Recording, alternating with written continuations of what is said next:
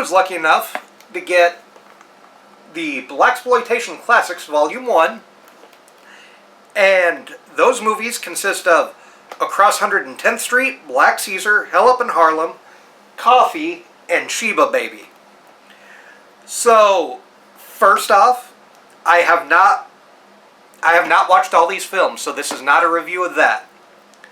I did watch the special feature, which was where the action is, the Blaxploitation films of AIP Part 1.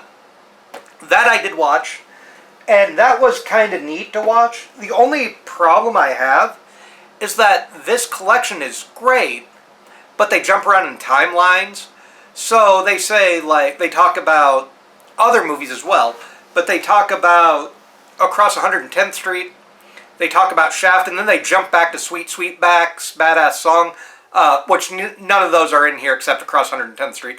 And they jump back, and then they talk about Friday Foster, and then they talk about Coffee, and so they keep bouncing back and forth, which is the only thing I didn't like. Most of these movies come with a commentary. All of them come with trailers, which is my one main complaint, is that this is $135 retail.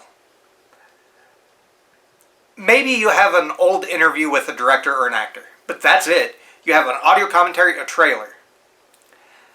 Now, I'm going to discuss one with this set, and when I get Volume 2, I'll discuss something with that one.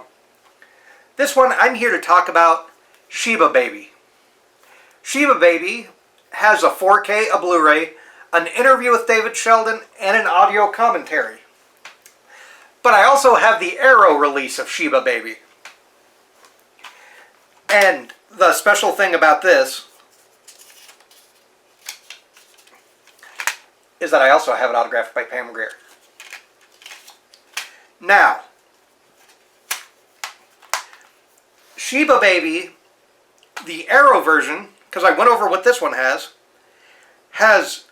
an audio commentary with a screenwriter moderated by Mondo Digital's Nathaniel Thompson, an audio commentary by Patty Breen, who's a webmaster of WilliamGirdler.com. There is an interview with David Sheldon, which I think might be the same one that's on here. And then this one has Pam Grier, the AIP years, a look over the wonder years of the Blaxploitation Queen with film historian Chris Pagali, and a trailer. This came with lobby cards, a reversible artwork, reversible sleeve, and all that. Compared to this, which is a 4K, a Blu-ray, an interview, an audio commentary, and a trailer. Now, again, I just looked at the trailer. I have not compared these two to each other, visual, audio, anything like that wise. But based on the merits of just this one alone, and I know special features, I do realize special features are contracted through someone else. It's not like you contract AIP, you automatically get all their special features. I do get that. But here, Arrow would be the version of Sheeba Baby to get with all the special features on it. Well, this one would be the one to get if you just want the basic movie and probably in better quality. So, that said, I would recommend getting the Arrow version, but I don't think it's still in print anymore. It's interesting to me that this set came out because Arrow had Sheeba Baby, they had Coffee, they had Friday Foster, and now it's being released by Shout at a higher price, and granted, it's $135, I think I said, for 1, 2, 3, 4, 5, 6, for 6 movies in each set.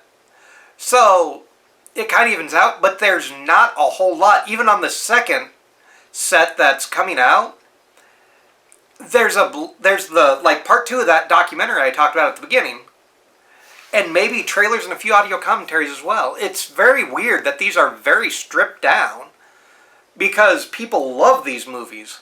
And if you could, like, Friday Foster, Foxy Brown, those have had several releases over the years. I'm actually, when part 2 comes out, I think it's Friday Foster or Foxy Brown or both. I don't remember which. I can't quite see it from here. But those, I'm going to compare to the second box set. Because it does have Friday Foster and Foxy Brown and all that in it. So I'm very confused as to why you wouldn't give these the love that they deserve. So that's just my little rant, my update, combination of things. But yeah, check out Sheeba Baby if you can find it through Arrow. I don't know how expensive it is. Let's see, does it say when this came out? It does not say when this disc came out. But if you can find it, get this version of Sheeba Baby. If you're a huge fan, get both. If you're a huge fan of all these other movies, because I know I've owned everything in here except Truck Turner and Across 110th Street. If you're a big fan of Sheeba Baby or Pam Grier, get both if you can afford it. So, yeah, just my little rant, raving, whatever you want to call it. So, thank you for watching. We will see you next time. Remember to stay spooky, stay scary, take care, and we will see you hopefully on a less humid and hot day when I record this, so I apologize about everything. So thank you. See you then.